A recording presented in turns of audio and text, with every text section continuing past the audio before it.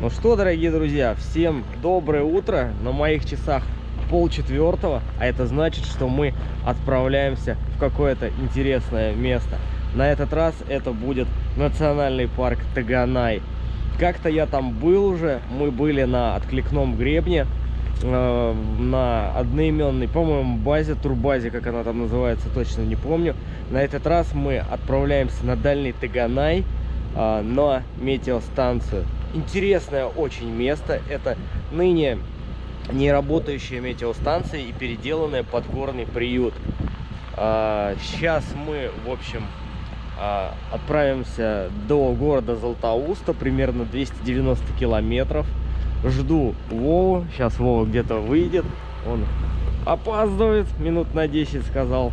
Нас встречает вот такое морозное утро. У нас в Уфе сегодня минус 20. Вот, добираемся до национального парка Таганай, там оставляем машину. До самой метеостанции 25 километров примерно. В одну сторону мы договорились, нас докинут на снегоходах, ну а обратно мы пойдем пешком. Примерно 25 километров. Будет очень интересное видео. Будут красивые виды. Ну и вообще я вам покажу, как там быт и как там жить в спартанских условиях. В общем, не переключайтесь, пожелайте нам удачи. Мы погнали. Все будет круто. Вот такое вот крутое настроение.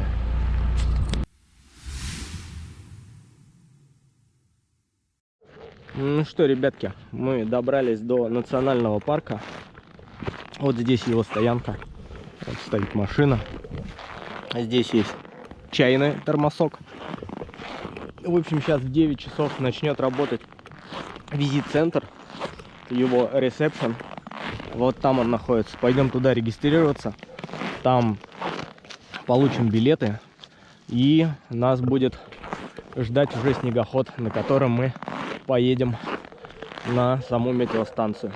Снегоход нас довезет до Стрелки. Стрелка — это как бы перекресток, на котором основная тропа начинается метеостанцию. Там подъем идет 5 километров. Там мы слезем со снегохода, и он только рюкзаки наши закинет до метеостанции, а нам самим придется 5 километров подняться, дабы снегоход не сможет вытянуть 3-4 человек с водителем вместе. Вот. Такие вот планы. Сейчас переодеваемся и идем оформляться.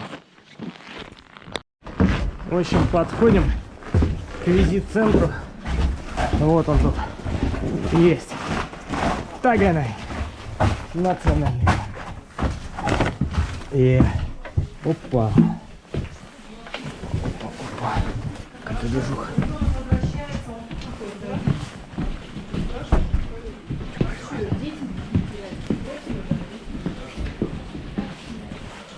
Происходит что-то непонятно. Всем здрасте.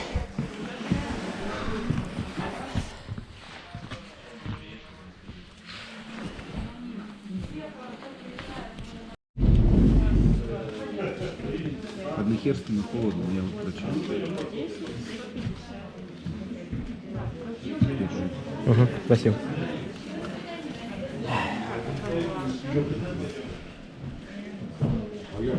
Так, в общем, выдвигаемся к снегоходам.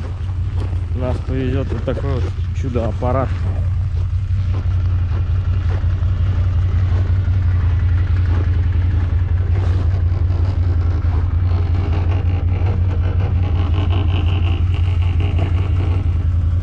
Ну все, едем, в общем, загрузились.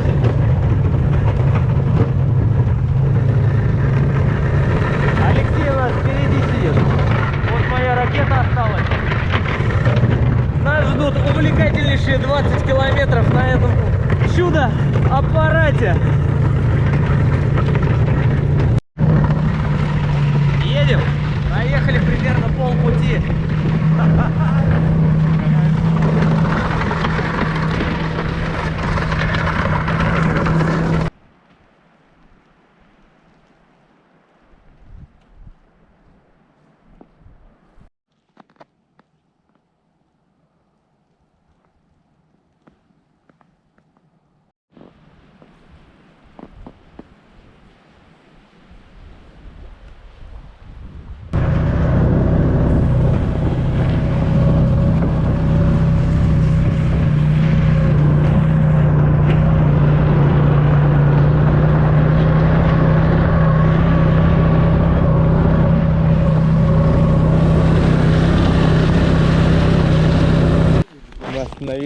горном приюте Таганай.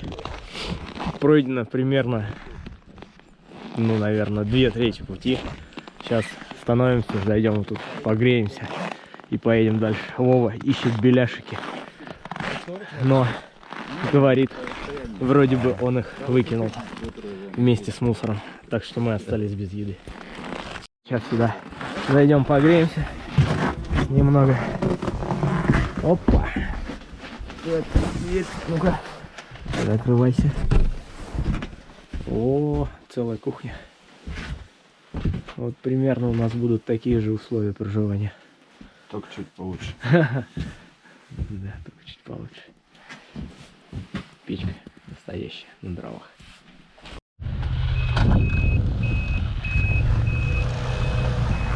Мы немного подзастряли на подъеме.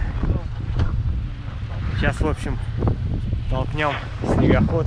Мы дальше пешком, а снегоход докинет наши рюкзаки наверх.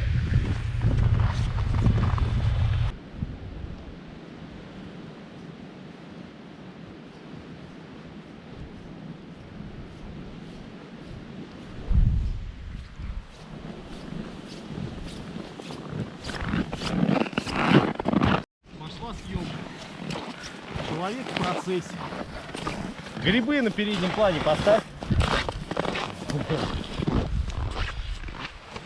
Что? Мы выходим на тундру. Вот так вот она выглядит. Ветер дует катастрофически сильный. Вот там вот вдали виднеется уже метеостанция, турбаза. Осталось буквально 150 метров дойти. Снегоход нас докинул дальше стрелки даже. Довез до половины середины этого подъема. Получается, нам оставалось пройти только где-то примерно 1,5 километра. Сейчас будем располагаться на турбазе. Покажу вам, как все там выглядит. Вон там вдалеке Вова идет с Алексеем. Вот такая красота. Но дует ветерок. Может, надует что-нибудь и елочки будут в снежке. А может и нет. Ну ладно, дальше вы все увидите сами.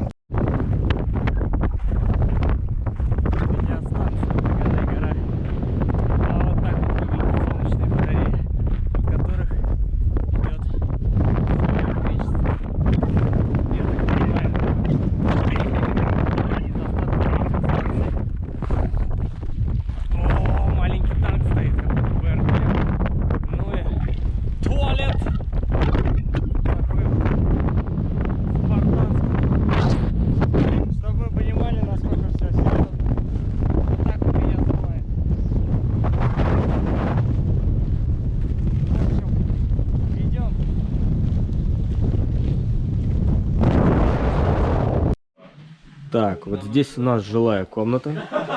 Вот тут у нас лежат, висят, значит, шарфики. Столик. Тут ребята разместились. Вот такие вот нары. Разместились тут уже у всех вещички сушатся. Трусики. Вот, трусишки, да. Вот Вова раздевается сейчас. Трусики менять будет. Ну вот сотовая связь, кстати, ловит. Но не особо хорошо. Сначала была ешка, потом 3G одна палочка. И да, и все пока на этом. Ладно, потом сделаю обзорчик на кухню. Готовим макарошки. Такая вот говядина тушеная. Вообще это кухня.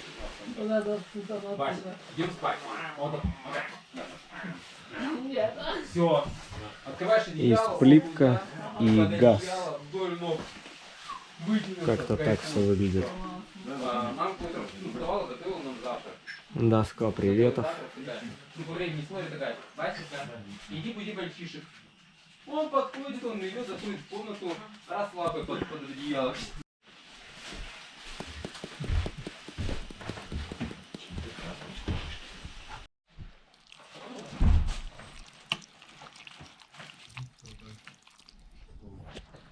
А вот здесь спит вот такой вот большой кот. Привет, кот. Мурмяу, мурмяу. Говорят, он здесь живет уже лет 10.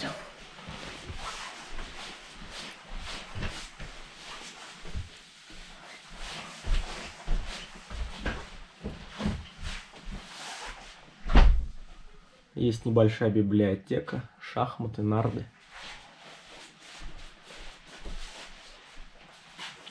Интересная штука. Раздельный сбор мусора.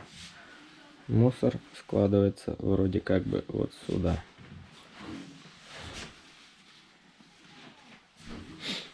Это у нас бочка с водой. Так вот интересно написано. Вода. Здесь вешалка. Ну такая вот печка.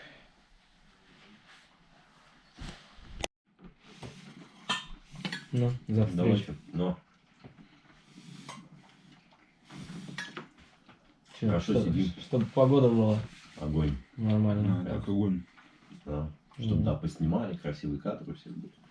Да, Несмотря на голые елки, да, что все-таки что-то успели мы. То, что метет прям отлично. Ну да. Ну давайте, все будет. Самое главное, что здесь собрались. Я думаю, хорошо, что приехали.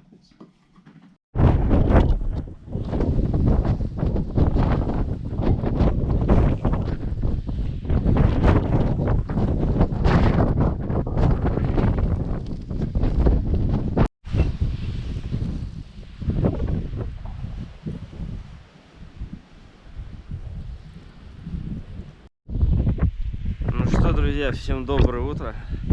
На фоне вот такого-то, рассвета здороваюсь с вами.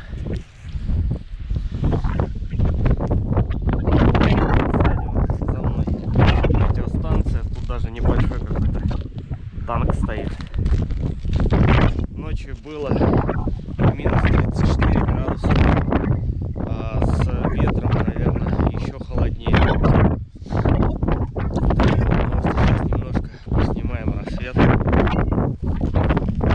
Вот Вова ходит уже тут, фотографировать пытается. Ну и посмотрим, что из этого получится. Покажу вам какие-нибудь кадры.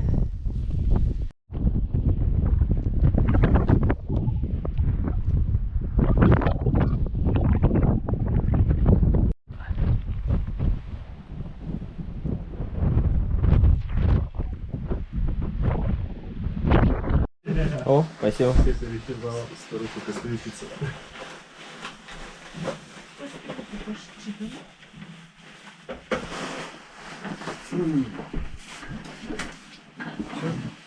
Готово?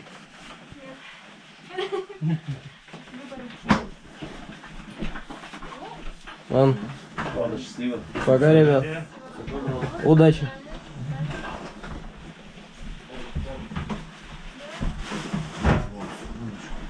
Пихнул постоянно. Я думал тоже, ну, что днем все спит, Он ночью просто носиться будет. места дислокации меняет, где поспать. Здесь поспал на печи. Не, ну он туристами правда, как это, поспал. он буддист, похоже. Отшельник на метеостанции живет. Мы в этом, кстати, в Улан-Удэ в Датсан заехали. Куда заехали? Иволгинский Датсан. Ну, храм. Это как он не храм, он Датсан называется. Вот такой вот прям красивая там территория такая, знаешь. Или кто курицу варит. Хотя в курицу варят, даже не поймешь, курица это или не курица. Вчера девки пришли, каких-то перепелов наварили. Они вот такие вот маленькие. Сварили, что-то там погрызли, этому коту дали. Он подходит к ним. Второй день пребывания на метеостанции. Вова одел вот такие вот штуки, снегоступы. Сейчас отправляемся разведывать один интересный маршрут. туда пойдем вечером для того, чтобы снимать красивые фотки.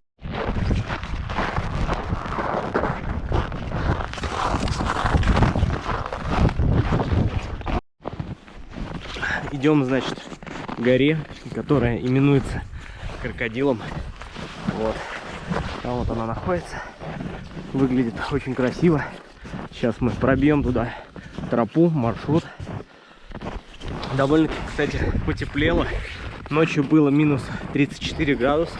Сейчас на градуснике показывает примерно 22.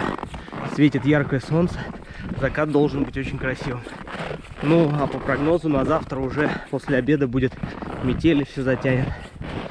Поэтому надеемся сегодня к вечеру урвать красивый закат.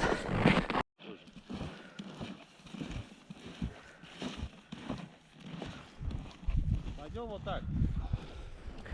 Вот там вот вдалеке находится дракон. А вот это гряда скальных останцев.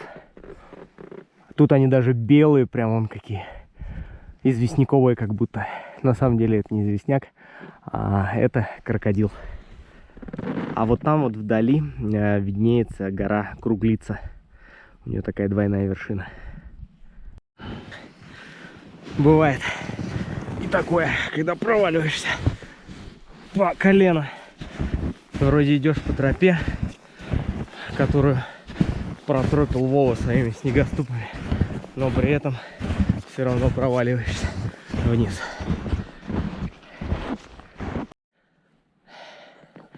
Пробуем забраться на крокодила.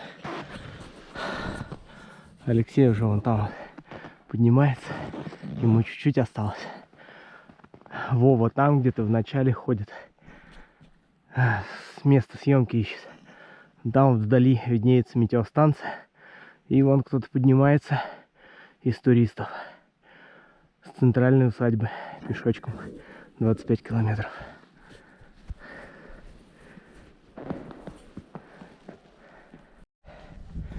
И, ребятки, вот она высота, вершина крокодила.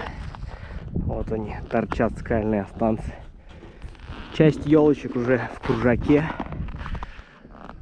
И как раз они находятся вот на этой полосе, где мы находимся. А остальное все черное стоит. Как будто замело елки только здесь. Такая вот красота, ребята. Зимние походы — это очень красиво. Спускаемся с крокодила. Такая крутая дорожка. Прям вон Алексей едет на ботинках, как на лыжах. Сейчас попробую тоже скатиться. Погнали. Воу-воу-воу-воу-воу.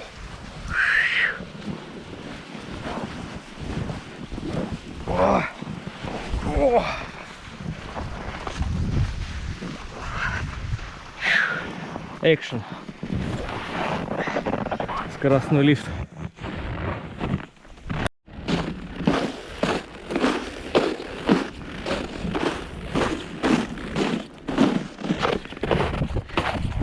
Иду к дракону, к скале дракон.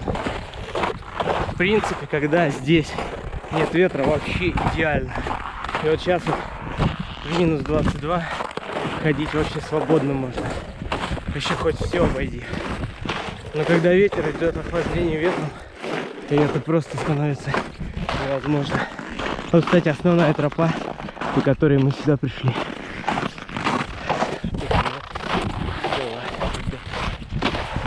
Сейчас дойду до дракона, посмотрю, какой оттуда открывается вид на крокодила. Может, там тоже есть какая-то обзорная точка, с которой можно снимать. Там вон Вова стоит. Сейчас он нам все расскажет. Че, Вов, как там? Скрипка до начала дошел, На. он где большой камень. Ага. Дальше не стал скакать. Ну так, Мне ближе вот здесь больше нравится. Ну, с дракона, если снимать Ну, вот если крокодила. только- ну, если только вон до оттуда доскакать, но я не доскакал. А, Но у меня снегоступ, там ну, уже понятно. летать. Ну, мы на крокодилов поднялись там Так себе. так себе, Я да. знаю, да. С той стороны вообще елки там практически сдут. Ну вот пятачок, вот можно не встать, смотреть. Он неплохой вроде, красивый.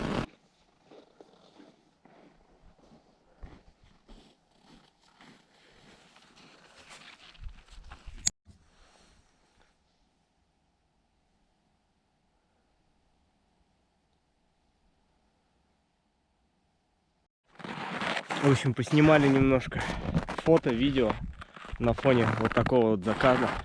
Прекрасный сегодня закат. Абсолютный штиль, ветра нету. Такую погоду поймать здесь, говорят, крайне редко.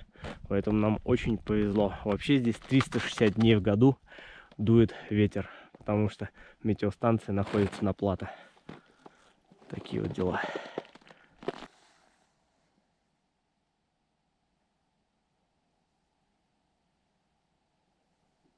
Его надо выкупить, воду натаскать, дрова, естественно, в округе где-то надо найти, порубить. Тогда он за то. То есть он отвечает полностью тогда за избу. 1000 рублей с человека он берет за сутки. И вот эта база, которая... А база не нужна тебе. Нет, которая вот только которая первая, не могу слово запомнить. Севаполь, да?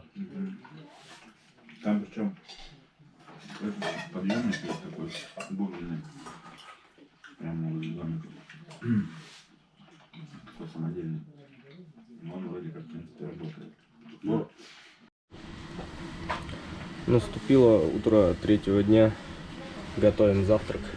И выдвигаемся обратно домой. Нас ждет 25 километров пешочком. вы знаете, на самом деле я вам так скажу, вот по поводу вашего сына. Почему, ну, как бы у него такой путь, грубо говоря, у каждого он свой. Мы пошли уже. То есть, Ага, пошли. вы знаете, важно просто принять этот путь, потому что через этот путь он в этой жизни должен чему-то был учится, он пройти. должен его пройти. Он никуда бы не делся, понимаете, как бы вы ему не помогали. То есть у него такая задача в этой жизни, то есть он должен Давай скорее, то они там на ветру ждут. через это пройти и... А чему надо было через это? Он через это вырос, кстати, как раз вырос духовно. Я могу так И все сказать. равно маленечко попивает еще. Ничего страшного, это знаете, это как... Теперь еще бахилы одевать. Нету плюса без минуса, понимаете, да? Идем набирать воду перед отъездом, перед выходом к центральной усадьбе. Так делают всегда все туристы. Сейчас мы наберем 6 баклашек воды, донесем их, возьмем рюкзаки и пойдем обратно. О, дядя Миша нам набрал уже 6 баклашек. Вот здесь вот родничок находится под этой крышечкой. О, красота какая.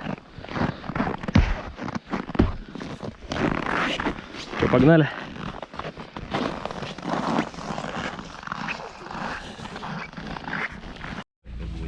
Так, давайте вот первые, ребят, полчаса мы не спеша идем, чтобы организм привык.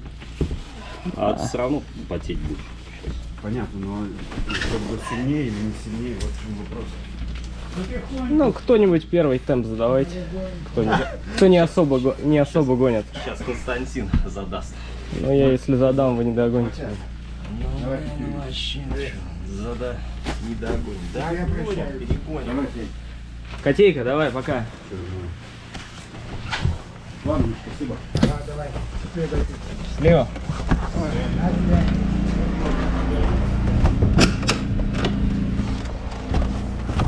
О!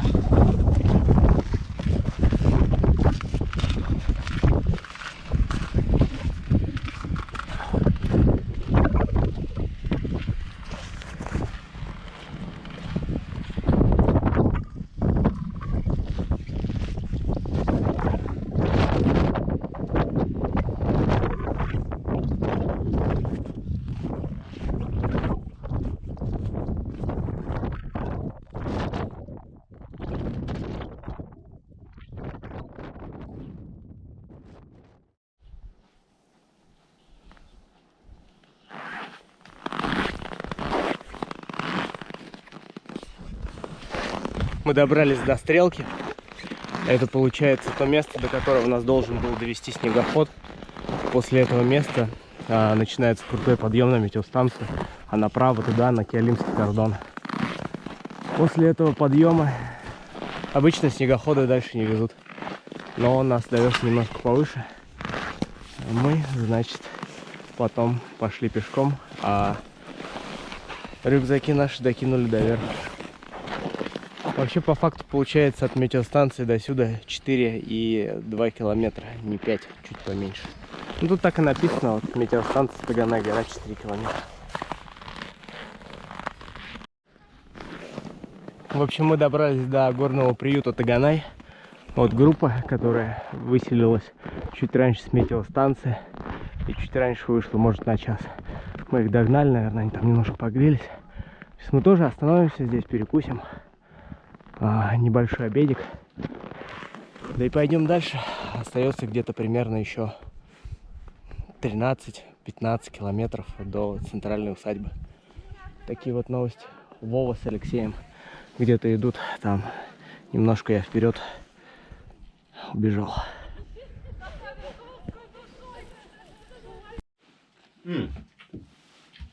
Человек, который туда будет, сразу поймет, о чем. Там это красная глина. Красная глина. Как на Марсе получается. Ага, Там пол холмы. Угу. Очень красиво. Угу. Там же есть рядом тополиная роща. Ну, Бери. она недалеко оттуда. Не, бери целый. Почему? Я попробую всем по 2. Да? Вон, Да. место называется, где Марс, Козылчи. Козылчи. Ага. Ну ладно, благодарю. Да, всем по 2. Угу. Ты один съел? Да, один. Вот это тоже твой. Потом озеро сейчас вспоминаю от озера.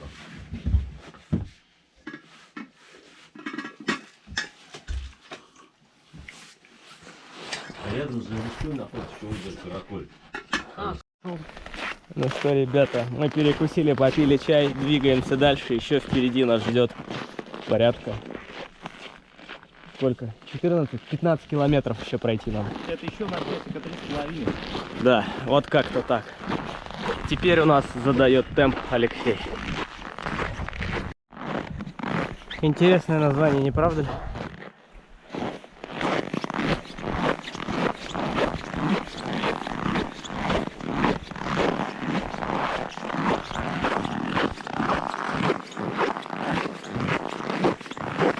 А вот здесь большая каменная река.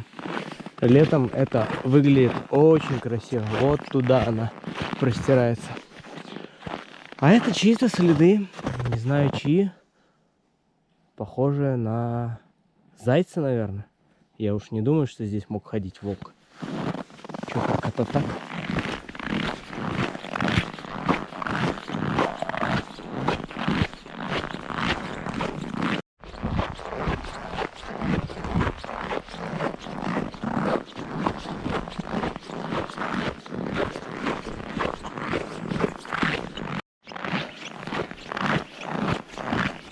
Мы прошли 19 километров. Сейчас делаем привал. Постоим немножко, отдохнем.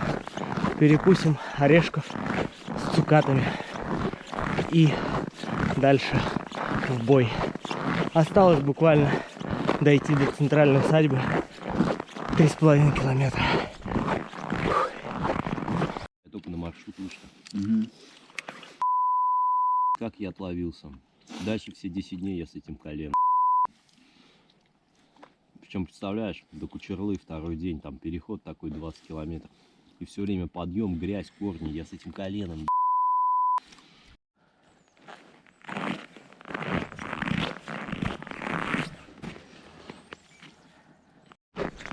Ну что, ребята, мы прошли 22 километра, вот ровно 22 часы сейчас отсчитали от метеостанции. На этом наше путешествие закончилось. 3 дня пребывания на приюте Дальний Таганай, метеостанция. Это было очень интересное путешествие. Всем советую там побывать хотя бы раз в жизни. Национальный парк Таганай, горный приют, метеостанция. Калькуляцию маршрута вам оставлю в описании. На этом все. Подписывайтесь на канал, ставьте лайки, ходите в походы и берегите природу.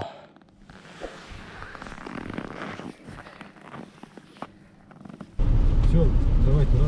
Давай, давай. Ладно, все, давай. Хорошо сходить, все, давай, счастливо. Удачи, хорошей дороги. Ага. Давай. Ничего не забыл? Да.